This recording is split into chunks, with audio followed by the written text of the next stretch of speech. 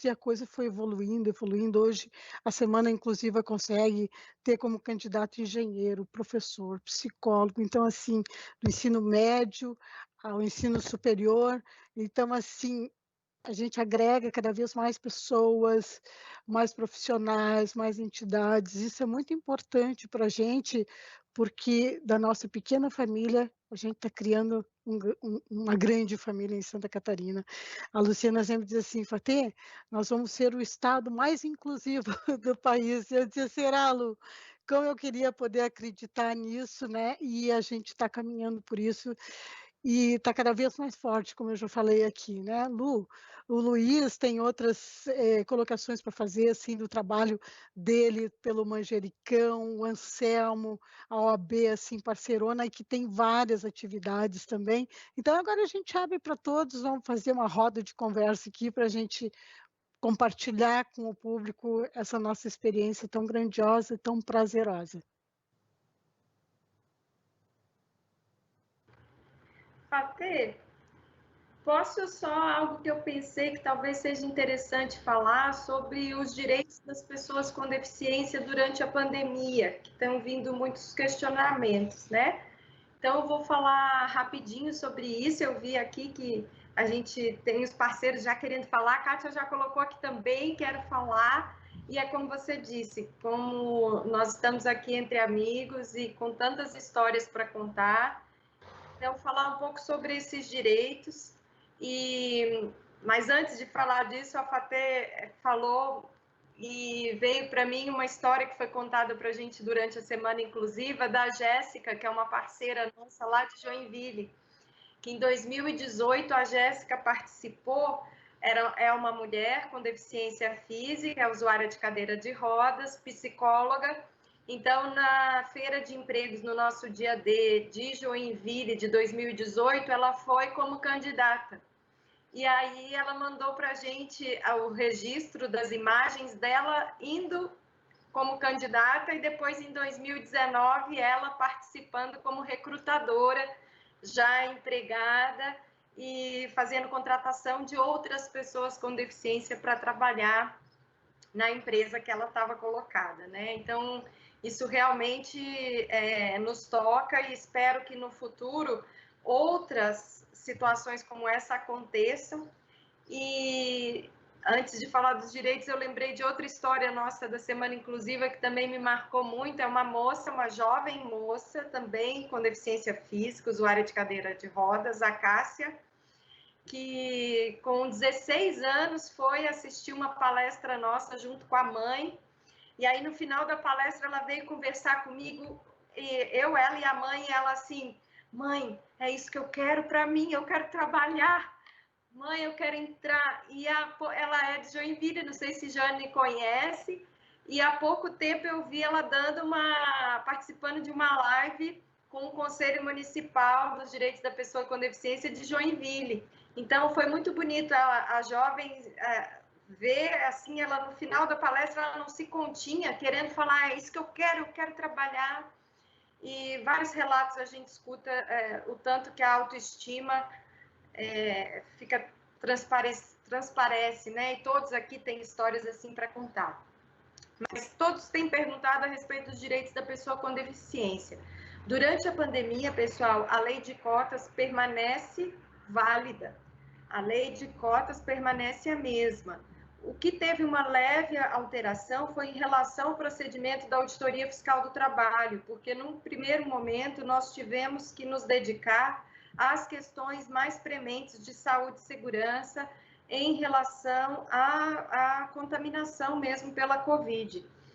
Depois nós retomamos as fiscalizações em julho, quando foi transformada em lei, a lei atualmente 14.020, que no seu artigo 17 traz que as pessoas com deficiência não podem ser demitidas durante a pandemia. Então, até 31 de dezembro, nenhuma pessoa com deficiência, independentemente de ser uma empresa com um trabalhador com deficiência ou empresa que tenha necessidade de lei de cotas, mas está com a lei com a cota completa, não pode demitir. Então, de 7 de julho Até o dia 31 de dezembro, que é quando está em vigência a lei de calamidade, as pessoas com deficiência não podem ser demitidas. Sou pessoa com deficiência, fui demitida a partir de 7 de julho. O que eu faço? É possível que a auditoria faça a fiscalização, mas a auditoria ela não consegue obrigar o cumprimento da lei. A gente diz o que é o direito. Se a empresa não faz a reintegração, o auditor vai fazer uma autuação para essa empresa. E aí termina o papel da auditoria e começa o papel dos advogados, do pessoal aí do Anselmo, do Ministério Público do Trabalho, que também pode fazer a atuação. Então, agora retomamos também as fiscalizações das leis de cotas. Então, já foram reintegrados no Brasil 1.219 pessoas com deficiência que foram demitidas durante a pandemia. Esse trabalho vai continuar. E é isso. Passo a palavra aí para os parceiros. Fatê? Então, quem é que quer falar primeiro? Kátia, Luiz, Anselmo? Está aberto agora, pessoal. Posso falar? Pode. Eu gostaria de pegar um gancho na tua fala, Fatê, em relação à pessoa com deficiência intelectual. Nós sabemos que ainda existe um preconceito bastante iminente, né, em relação à contratação de pessoas com deficiência intelectual. E é interessante porque, assim, a nossa vivência enquanto serviço de colocação do mercado de trabalho na Grande Florianópolis, ela se diferencia um pouco de algumas estatísticas que nós temos visto no Brasil. Na Grande Florianópolis, o maior índice de contratações que está em primeiro lugar, pelo menos com a atuação do nosso serviço de colocação no mercado de trabalho, tem sido a pessoa com deficiência auditiva ou surda. Mas a deficiência intelectual na Grande Florianópolis, ela já ocupa o segundo lugar entre as contratações que nós fazemos. E outra questão que também tem se diferenciado bastante do que se tinha há alguns anos atrás, é que hoje nós não incluímos pessoas com deficiência intelectual somente como frente de caixa de supermercado. Hoje, eles têm sido incluídos em outras funções profissionais. E eu acho que isso é um avanço muito grande, né? Eu acho que o trabalho que vem sendo realizado no Estado, ele tem contribuído também para modificar esse cenário. Outra questão também voltada à pessoa com deficiência intelectual é que lá no início da pandemia, nós recebíamos de empresas que nós acompanhávamos toda aquela questão de que não, eu tenho que afastar do trabalho nesse período de pandemia uma pessoa que tem deficiência intelectual, que necessariamente você afasta do trabalho as pessoas de grupo de risco. O fato de ter uma deficiência intelectual não significa que essas pessoas estão num grupo de risco. Então, a gente também, na Grande Florianópolis, junto às empresas, fez todo um trabalho de que essa pessoa ela tem plenas condições de se adequar a todos aqueles, toda aquela questão de prevenir a transmissão, de se cuidar, de prevenir. Então, isso também foi um trabalho que foi feito e a gente percebeu que, aos poucos, as empresas foram se conscientizando que ter uma deficiência necessariamente não significa que eu estou incluído num grupo de risco. Você tem pessoas com e sem deficiência que têm algumas comorbidades e, por isso, elas são inseridas no grupo de risco. A deficiência intelectual não é uma comorbidade, né? Então, eu acho que isso foi uma coisa que, com o tempo, também se conseguiu esclarecer perante as empresas. Obrigada. Quem mais quer falar, podem ir conversando, pessoal. E esse, Kátia, é muito importante essa observação. Nós temos conversado com os empregadores aqui em relação a esses tempos de pandemia, seja avaliado caso a caso em relação às pessoas com deficiência. A própria legislação traz que em situações de calamidade pública ou emergência, a pessoa com deficiência é tida como vulnerável. Isso a própria legislação traz. E nesses casos, por exemplo, a deficiência intelectual, é importante que as informações que se passam no meio ambiente de trabalho, inclusive sobre prevenção, as medidas preventivas em relação ao próprio Covid, elas sejam de maneira acessível, para superar também aquelas barreiras comunicacionais e informacionais que possam vir a existir, de maneira que as pessoas com diferentes tipos de deficiência possam ter acesso a essas informações e adotar as medidas preventivas necessárias para evitar o contágio, a contaminação.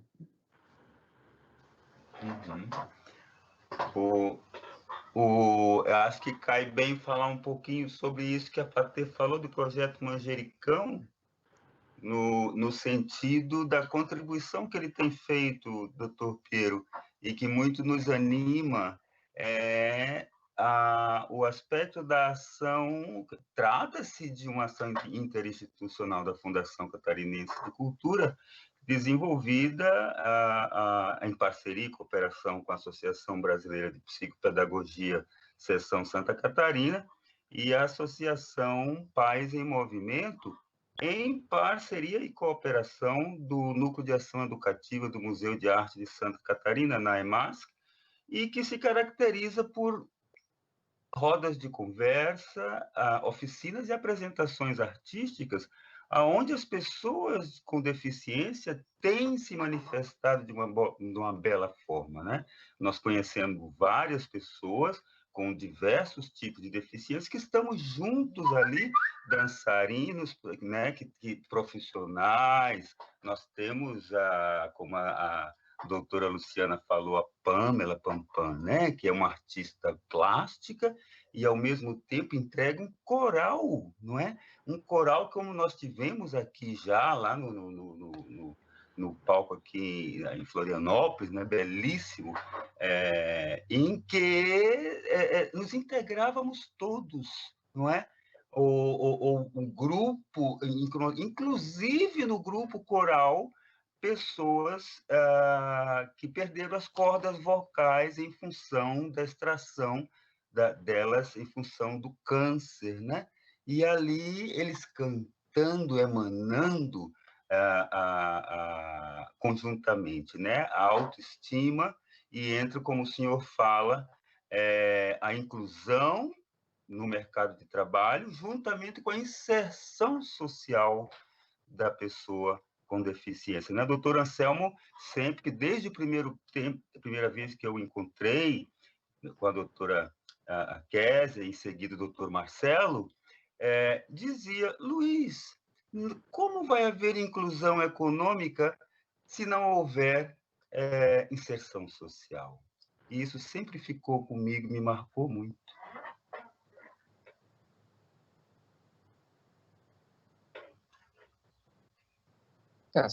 São vários pontos. A arte tem um potencial de alcance muito grande, né? E aí a música que o Luiz nos trouxe, acho que eu poderia falar aqui 3 horas e não conseguiria passar uma mensagem tão impactante quanto a que o Luiz comentou, né? Mas é que nem a música do Raul Seixas, a formiga só trabalha porque não sabe cantar, né? Então eu não sei cantar, eu tenho que me esforçar aqui do jeito que dá. Mas é importante essa participação em diversos segmentos, não só no mercado de trabalho. É evidentemente que nós, por uma proximidade temática, nas nossas funções institucionais, buscamos focar nisso, nessas questões laborais, mas isso, como eu gosto de referir, muitas vezes é uma porta de entrada para a socialização, enfim, uma série de situações. E essa é a importância de ter instituições, ambientes inclusivos, e essa foi um pouco da temática do decreto sobre educação especial, porque a inclusão ela não é muito difícil, quase que impossível que ela ocorra de maneira segregada. Evidentemente que há casos, mas a regra é que as pessoas com e sem deficiência convivam o máximo possível. Isso gera socialização. Do contrário, a participação de maneira segregada, ela conduz à invisibilidade social. E invisibilidade é o atalho para que corte esse processo de construção e afirmação de direitos. Por isso é importante essa congregação de pessoas com e sem deficiência, até para que se amplie a compreensão de todos, se desfaçam alguns mitos, algumas situações que não condizem em absoluto com a realidade, que muitas vezes quando se pensa a deficiência, como ocorria até um tempo atrás, de ligar deficiência com incapacidade para o trabalho. Então sabemos que definitivamente não é o caso. Doutor Pierre, não, só para complementar a fala do amigo, eu acho que a gente tem que trabalhar muito forte no sentido de estar quebrando esse estigma, né? A grande parte da população ainda entende que a incapacidade, a deficiência leva uma capacidade laboral, né? Eu acho incrível que nos dias atuais nós tenhamos que lidar com esse tipo de situação ainda, né? Muitas vezes eu sou abordado na rua, inclusive por advogados, me perguntando se eu já sou aposentado por invalidez, né? Pelo fato de eu ter uma deficiência. Então, é um negócio assim absurdo, que não faz o menor sentido, né? O fato de eu ter uma deficiência não significa que eu esteja impossibilitado de exercer a minha profissão, mas infelizmente, até ratificando a fala inicial que eu tive, essa é uma visão ainda muito comum no nosso meio social, né? Associar a incapacidade com deficiência, né? Então, acredito que cabe um trabalho muito forte junto ao setor de recursos humanos das empresas, né? Que o MPT venha fiscalizar, venha trabalhar em conjunto, né? De fazer esse trabalho muito forte com o setor de recursos humanos das empresas, no sentido de demonstrar a efetiva a validade do trabalho da pessoa com deficiência, né? Lá na OAB, nós temos trabalhado com diversas entidades parceiras no sentido de estar encaminhando, né, pessoa com deficiência para o mercado de trabalho, né? Então, mas infelizmente ainda esse estigma é muito forte ainda, né? E é difícil quebrar porque já se tornou algo estrutural, algo que está internalizado dentro das pessoas, né? Então, assim, você não convive com uma pessoa com deficiência, efetivamente você não vai saber quais são as potencialidades daquela pessoa e que de fato ela consegue ou não fazer, né? O capacitismo é um negócio muito forte também dentro da nossa sociedade, né? Então, temos lutado muito sempre com unhas e dentes no sentido de estar mudando essa visão, né? No sentido de transformar a sociedade, né? E eu acho que a questão que eu carrego comigo todos os dias, uma palavra muito forte para mim, é a empatia, né? É você se colocar no lugar do outro, né? E ter a empatia de enxergar o outro com um olhar mais caridoso, com um olhar mais receptivo, né? E no sentido de se deixar a pessoa com deficiência desenvolver as suas potencialidades, né? Então, isso acho que falta muito para nós, enquanto seres humanos, para nós, enquanto sociedade. Para fazer essa complementação. Obrigado. A presidente também, dentro disso que você fala, doutor Anselmo, da Associação Brasileira de Psicopedagogia, Seção Santa Catarina, Maria Alice Bampi, ela sempre destaca duas palavras. É necessário a sensibilidade para o outro perceber, mas não só isso, o necessário afeto para do percebido se aproximar, não é? E a Márcia Bardal, da Associação Paz e Movimento, tem destacado muito a relevância da linguagem simples, que não quer dizer linguagem menor, mas a linguagem simples tem um grande valor de ser acessível, consequentemente, uma linguagem integradora, não é? E, ao mesmo tempo em que ela fala, sim, é necessário promovermos os vínculos identitários de pertencimento, né? Cultural e ambiental, mas dentro de uma percepção de unidade na diversidade humana e dentro de uma percepção artística de plenitude e integralidade em seu ser, não é? Então, estão vinculados certamente esses aspectos, e que todos nós, que nos consideramos não deficientes de alguma forma, mas no final das contas somos todos de alguma forma deficientes, estarmos mais sensíveis a isso, nos apercebermos disso e criar aproximações. Aí, se nós tivermos isso, deixa de existir deficiência, porque as deficiências atitudinais são as primeiras, né? Então, antes de você estar se preocupando em colocar declive na calçada, que é importante, mas se você está vendo uma pessoa deficiente visual, você, com a sua percepção, você corre ali e vai possibilitar, né? É muito bonito, eu fico muito encantado a cada encontro, saímos motivados disso, né, doutor Anselmo?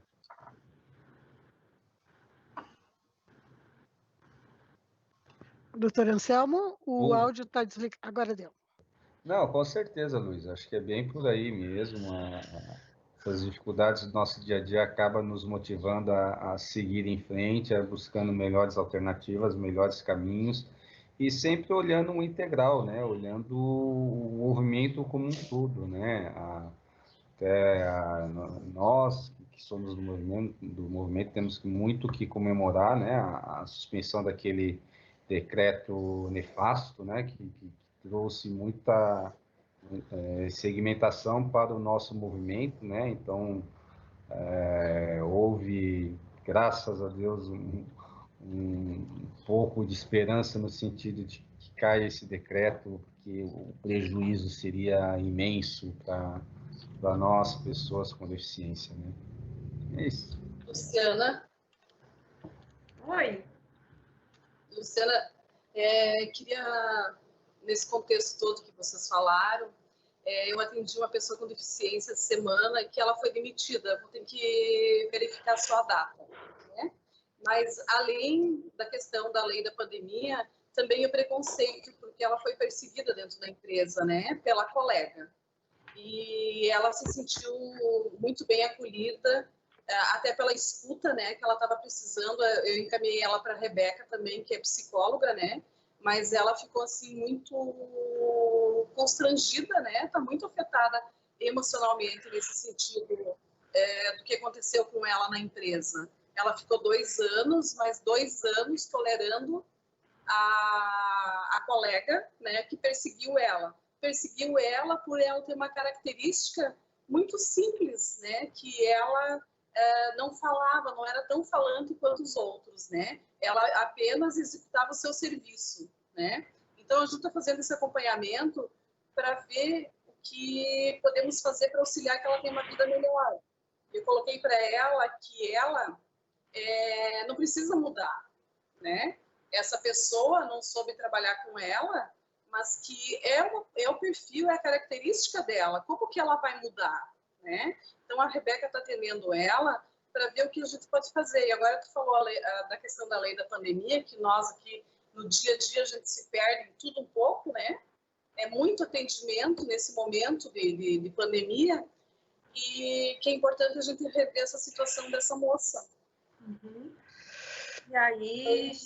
muito bem colocado. Quando envolve também questões assim de assédio e numa situação em que já houve a demissão, talvez também é importante esse caminho de procurar o Ministério Público do Trabalho também, e talvez um advogado, talvez a comissão do OAB, porque em situações desse jeito, quando já tem um conflito, não adianta só reintegrá-la, né? A gente fazer essa exigência da reintegração, talvez até não tenha mais... de novo, né? Evitar isso. Não, você pode orientar, inclusive, procurar a nossa comissão, manda um e-mail lá relatando essa questão para a nossa comissão, que a gente vai levar para análise da nossa comissão, ver o que a gente consegue estar ajudando nesse sentido, tá bom? Ela está muito afetada, muito mesmo. Pessoal, infelizmente o nosso tempo está quase que se esgotando. Eu disse. Posso terminar com uma frase? Sim, depois a aí nossa. Gente... Tá, então deixa. Era a nossa súmula poética. Pode falar. Fala, Luiz. A nossa súmula poética aqui em Santa Catarina tem sido, né? Seguimos em frente na percepção de que eu sou, nós somos. E de que as estrelas brilham em constelação, como a nos dizer, juntos brilhamos mais forte.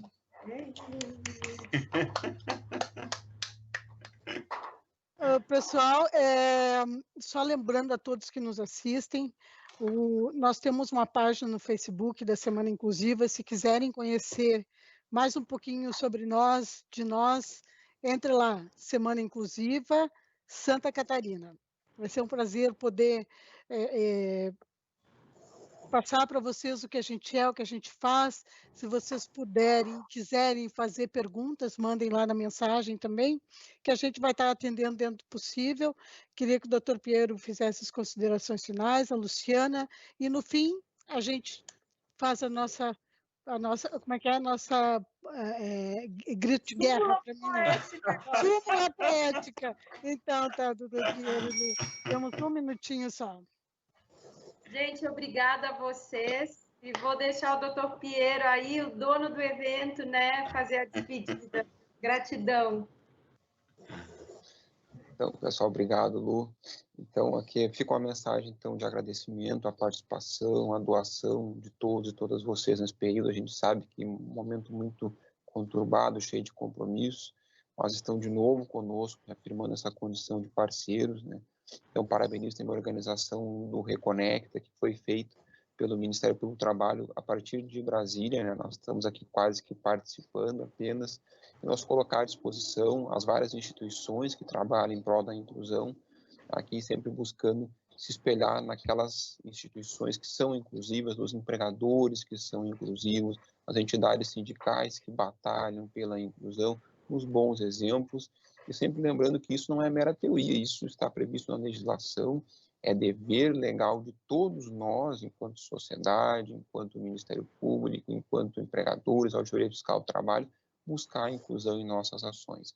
Contem conosco para o que for preciso, e depois da suma poética aí do Luiz Carlos, não há mais o que se falar, né?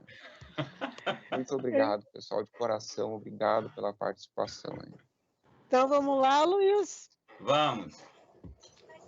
Eu sou, nós somos. Obrigada. Obrigado.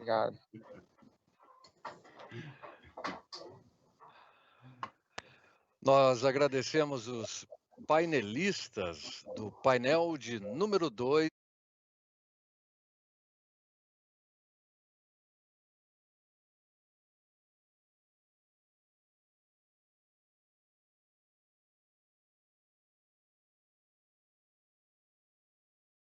De número 3. Até lá.